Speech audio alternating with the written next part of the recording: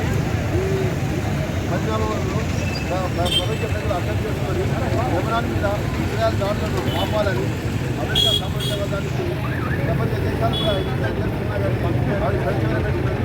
దీన్ని ఐక్యరాజ్య సమితి నిర్వహించుకొని అందులో భారత ప్రభుత్వం నిర్వహించుకొని ఈ లెబనాన్ మీద ఈ ఇజ్రాయెల్ దాడులను ఆపడానికి ప్రయత్నాలు చేయాలని ఈ వామపక్ష పార్టీ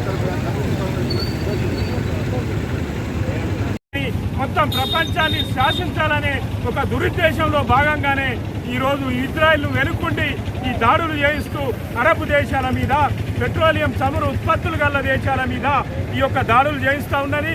ఈ అమెరికా ఐక్యరాజ్య సమితి అనేది అమెరికా కనుసన్నలల్లో వాళ్ళు చెప్పు చేతల్లో ఉండేటువంటి సంస్థ. కేవలం శాంతియుత మాటలు మాట్లాడుతున్నారు తప్ప యుద్ధం నివారించడానికి ఎటువంటి ప్రయత్నాలు చేయకుండా మరోవైపు వాళ్లకు అత్యాధునిక ఆయుధాలు అందిస్తూ ఇజ్రాయెల్కు అటు రష్యా మీద దాడి చేయడానికి ఉక్రెయిన్కు ఆయుధాలు అందిస్తూ వాళ్ళు ఈ అశాంతిని ప్రపంచంలో నెలకొల్పేటువంటి ఈ అమెరికా సామ్రాజ్యవాదాన్ని మనము తీవ్రంగా వ్యతిరేకించాల్సినటువంటి అవసరం ఉన్నది. అదే రకంగా ఈ యుద్ధం కనుక ఇంకా ప్రజ్వరిల్లితే పశ్చిమాసియాలో అశాంతి నెలకొంటే రేపు ఎగుమతులు దిగుమతులల్లా హెచ్చు తగ్గులు పెరిగి అక్కడి నుంచి మన దేశాలకు వర్ధమాన దేశాలకు దిగుమతి అయ్యేటువంటి పెట్రోల్ ఉత్పత్తులు కానీ మంచి నూనె కానీ ఇతర నిత్యావసర వస్తువులకు సంబంధించినటువంటి ధరలన్నీ కూడా విపరీతంగా మన దేశంలో పెరిగేటువంటి అవసరం ఉన్నది.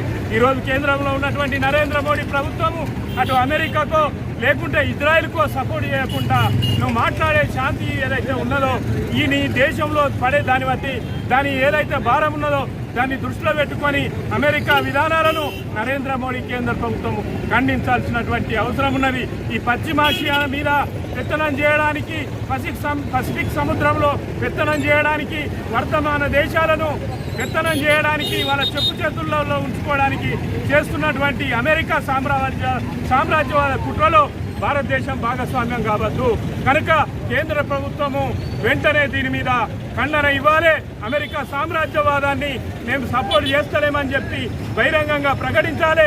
రేపు భారతదేశం మీద పడేటువంటి ఈ ఆర్థిక భారము దీన్ని అన్నింటినీ కూడా దృష్టిలో పెట్టుకొని మీరు వెంటనే దీని మీద ఒక కేంద్ర ప్రభుత్వం ప్రకటన చేయాలని చెప్పి మేము డిమాండ్ చేస్తూ ఉన్నాం. ఈరోజు దేశవ్యాప్తంగా మరి వామపక్ష పార్టీలు ఈ ఏదైతే గాజా మీద లెబనాన్ మీద సిరియా మీద జరిగినటువంటి దాడులను వ్యతిరేకిస్తూ ఈ యొక్క నిరసన కార్యక్రమం అనేది చేపట్టడం జరిగింది. రేపు భవిష్యత్తులో ఇంకా కూడా ఈ యుద్ధము శాంతి అనేది ఏదైతే ఉన్నదో దీని మీద అనేక సదస్సులు నిర్వహించడం ద్వారా ప్రజలకు అవగాహన కల్పించాల్సినటువంటి అవసరం ఉన్నది.